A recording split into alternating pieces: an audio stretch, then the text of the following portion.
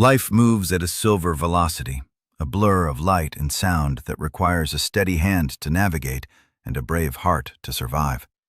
We capture the high-speed moments that define our era in stunning high definition. Hit subscribe now and keep up with the pace of the future. My daughter-in-law sent me a spreadsheet the first time I offered to babysit my granddaughter. I'm not exaggerating. An actual spreadsheet, color-coded, with a tab labeled Approved Activities and another labeled Dietary Restrictions, and a third one, I had to scroll to find it, labeled Conversation Topics Not Permitted. I sat at my kitchen table in Spokane staring at my laptop screen for a long time, long enough that my coffee went cold, long enough that I started to wonder if I was reading it wrong. If maybe this was something I'd misunderstood, if maybe there was a version of this that made sense and I just wasn't seeing it yet. There wasn't. My name is Frank Calloway. I'm 63 years old. I spent 28 years as a structural inspector for the city of Spokane, checking bridges and overpasses and underpasses, making sure the things people drove over every day weren't going to give out under them. I retired early, not because I wanted to, because my wife Helen got sick. Helen died 2 years ago, ovarian cancer. She was 59. She was the kind of person who kept a running list in her head of everyone she'd ever met and what they needed, who was going through a divorce, who had a sick parent, who needed someone to sit with them at a doctor's appointment and not make it weird. She made people feel like they mattered. She made me feel like I mattered in ways I still don't fully have words for. We were married 34 years.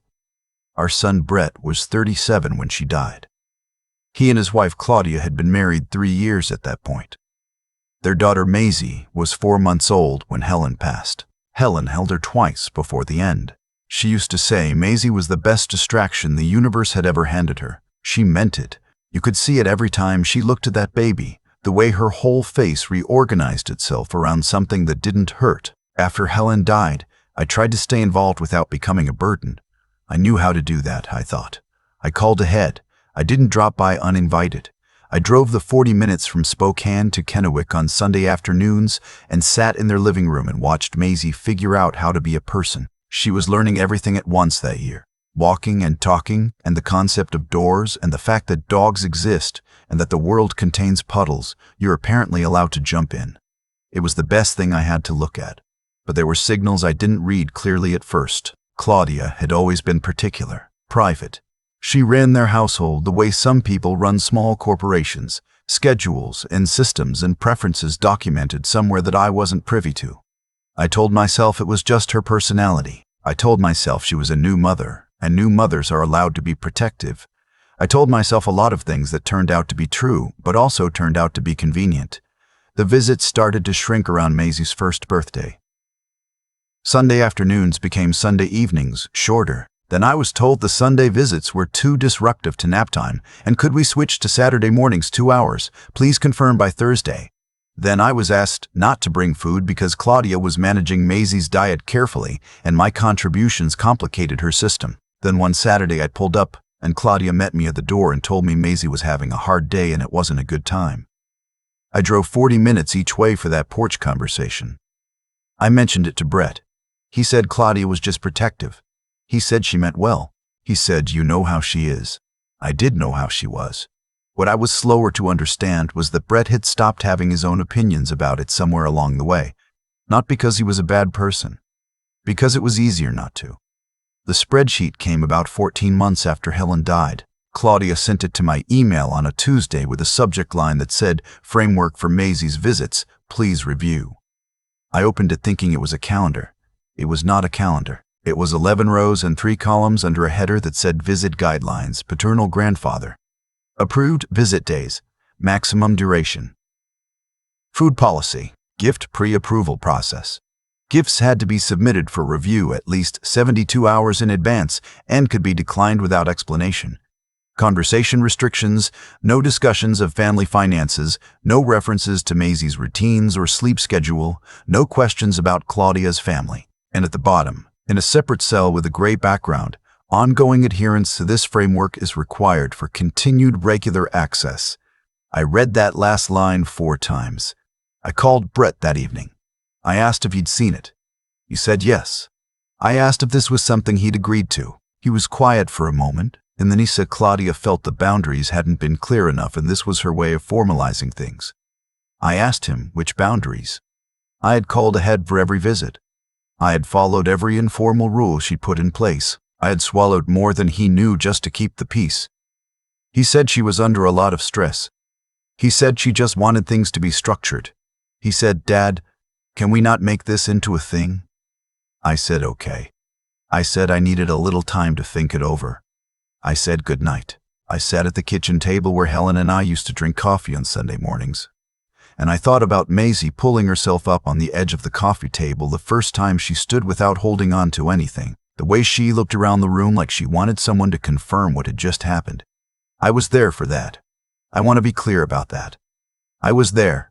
I thought about the $47,000. That's the thing I hadn't fully let myself sit with yet. When Brett and Claudia bought their house in Kennewick, a 3-bedroom ranch on a quiet street near the river, I gave them $47,000 toward the down payment. It was most of what remained from a small life insurance policy my father had left me, plus some money Helen and I had put aside over the years that I no longer needed the same way. I gave it without conditions. I gave it because they were family and it was money. And money is supposed to help the people you love. I didn't ask for anything back. I didn't even ask them to acknowledge it in writing. I understood later that was a mistake. Not because of the money, because documentation protects people, and I hadn't protected anyone. The spreadsheet sat in my inbox for 10 days. I didn't sign it. I didn't respond to it. I kept my scheduled Saturday visit, kept following the rules, kept parking on the street and leaving at exactly the 2-hour mark. And while I was doing that, I was also thinking, my neighbor across the street is a retired family law paralegal named Beverly who has lived on that block for 30 years and knows more about Washington state family law than most lawyers I've met. Her husband Leonard and I used to fish together before he passed. She and I had coffee sometimes on her porch. She was the kind of neighbor Helen had always liked best. Practical, no drama, kept her own counsel. I went over one evening and told her what was happening. Not everything, just the shape of it. The spreadsheet, the shrinking visits, the 40-minute drives for a porch conversation. Beverly listened without interrupting, which is a rare skill. When I finished, she was quiet for a moment and then she said, "Frank, I want to be honest with you. What you're describing has a name." She said Washington state does recognize grandparent visitation rights under certain conditions, and she thought I should talk to someone who practiced family law before I did anything else. She mentioned a name, a family law attorney in Spokane named Gwen Aldrich, someone Beverly described as methodical and not the kind of person who got heated when things got complicated. I called Gwen Aldrich the next morning. She had a way of listening that reminded me of the better engineers I'd worked with. She didn't react to anything, just took in information and filed it somewhere useful. I talked for about 40 minutes. When I finished, she asked me a series of questions. Did I have documentation of the $47,000? Did I have any of the emails and texts? Had any visits been outright denied or just shortened? I told her what I had and what I didn't. She said she wanted me to do a few things. Save everything. Write down every visit that had been canceled or curtailed with dates and what was said. And then she asked me something I hadn't expected. Had I ever discussed with my own financial advisor how the $47,000 was documented, if at all? I said I hadn't. She said she'd like to understand the full financial picture before our next conversation. Not because there was necessarily anything wrong, she said, but because sometimes the way money moves inside a family becomes relevant in ways people don't expect. I called my financial advisor the next day. His name is Walt Greer, and he's been doing my taxes and helping me manage my retirement accounts since I was still with the city. Walt is the kind of person who keeps records like a crime scene technician. Everything dated. Everything cross-referenced. When I explained the situation and asked him to pull everything related to the $47,000 transfer, he came back to me 3 days later with something that stopped me cold. The $47,000 had gone into Brett and Claudia's joint checking account in a single transfer. That part I knew. What I didn't know, what Walt had found by pulling together correspondence and records from that period, was that roughly 8 months after the transfer, a significant portion of that money had moved again, not into the mortgage, not into any home expense, into an individual savings account in Claudia's name alone at a different bank. Walt had found this through a combination of correspondence I'd been copied on at the time but never fully parsed, and some financial documentation that had come through me in a different context. The amount he could trace was approximately $19,000, moved in increments over the course of about 7 months. Small enough not to catch attention, deliberate enough to suggest it had been considered. I sat with that for a long time. I thought about Brett's face at that coffee shop where we met to talk, the careful, coached look of a man who had been told what to say and was trying to remember it. I thought about whether he knew, whether he'd seen the statements, whether Claudia had handled the accounts and he'd trusted her the way you trust someone you've married, without checking. I decided he probably didn't know. That didn't make me feel better. It made me feel worse in a more complicated way. Gwen and Walt worked together for the next 5 weeks. I kept my Saturday visits. I kept calling ahead. I kept following every item on the spreadsheet even though I hadn't signed it, because I understood by then that compliance was part of the record. Every Saturday I sat on their couch and helped Maisie with her shapes order, or read her the same 3 books she asked for every time, and I did not let anything show on my face.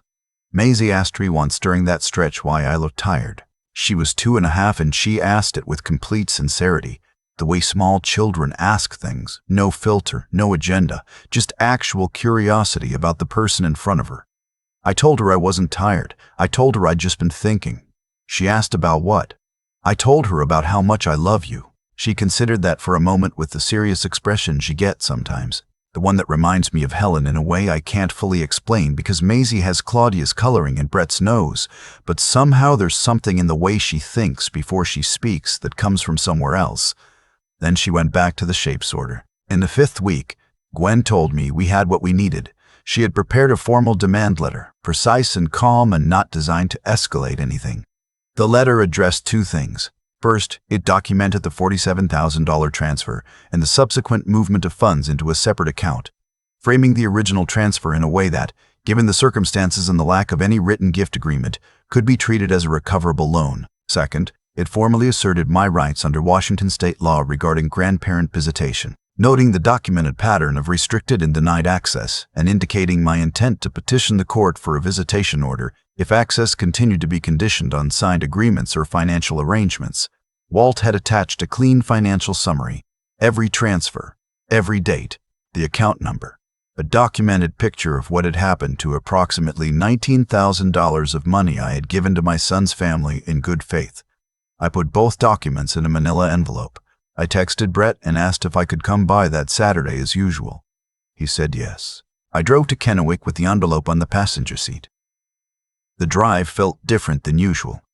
Not tense, exactly. Settled.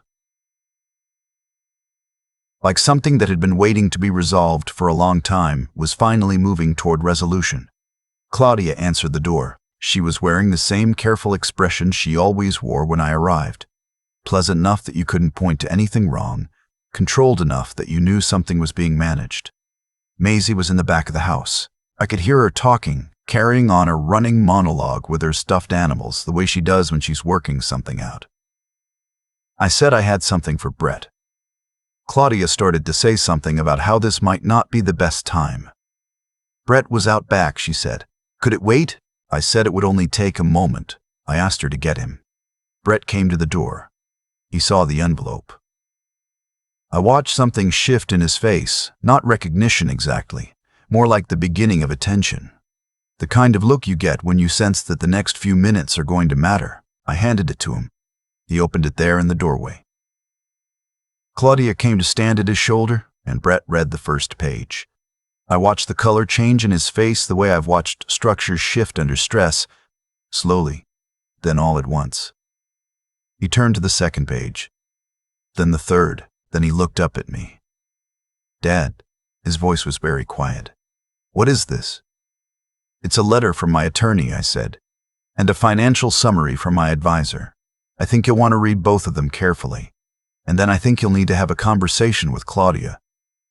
He looked at her. She looked at the envelope. I don't know what he's told you, she started.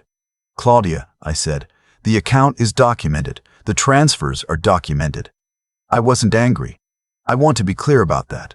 I'm not a person who runs on anger. I spent my career in inspection work, which means I spent 30 years identifying problems before they became catastrophes, not after. Anger is noise. I needed to be precise. This isn't about causing a problem, I said. I'm here because Brett deserves to know what's been happening, and because I deserve to see my granddaughter. Maisie appeared at Brett's side then, slipping under his arm the way small children navigate the world, through whatever gap presents itself. She looked up at me. "Hi, Pop," she said. That's what she calls me. Pop. Helen loved that name. She said it sounded like something good happening twice. "Hi, sweetheart," I said. Brett looked at me over Maisie's head. His expression was the most honest I'd seen from him in a long time. Not one thing, but several things at once. Confused and ashamed, and somewhere underneath both of those, something that looked like relief.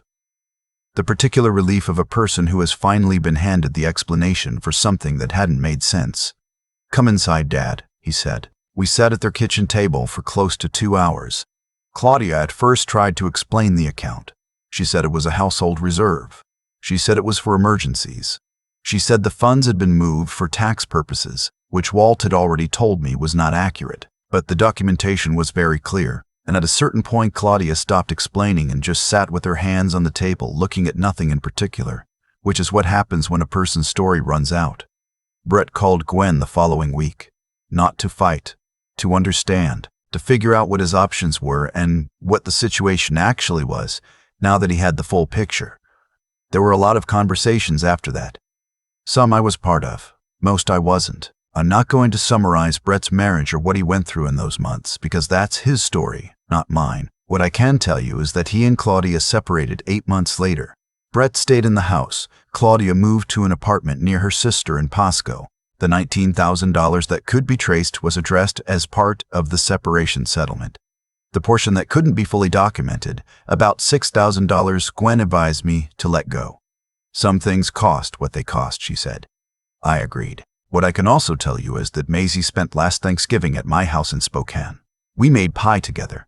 She stirred the filling with a wooden spoon and got most of it on the counter and on herself and declared the result delicious before it had even gone in the oven. She has Helen's confidence about things she hasn't tried yet.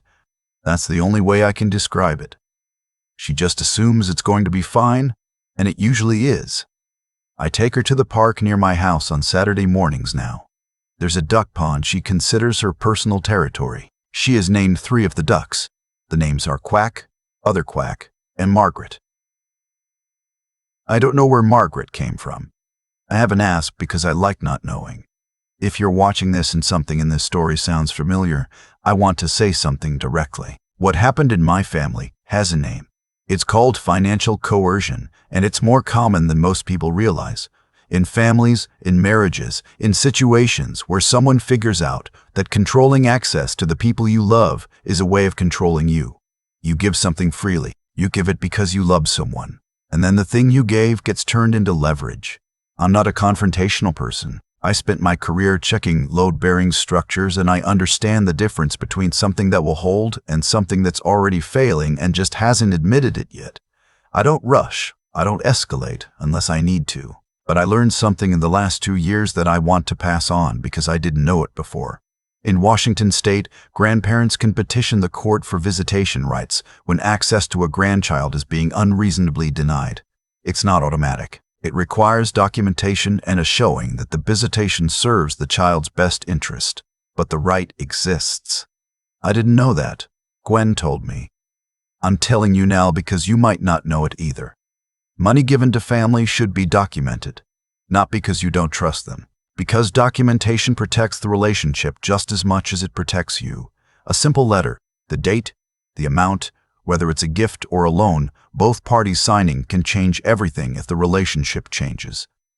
I learned that the hard way. I gave $47,000 on a handshake and a feeling, and that's not enough. It was never enough.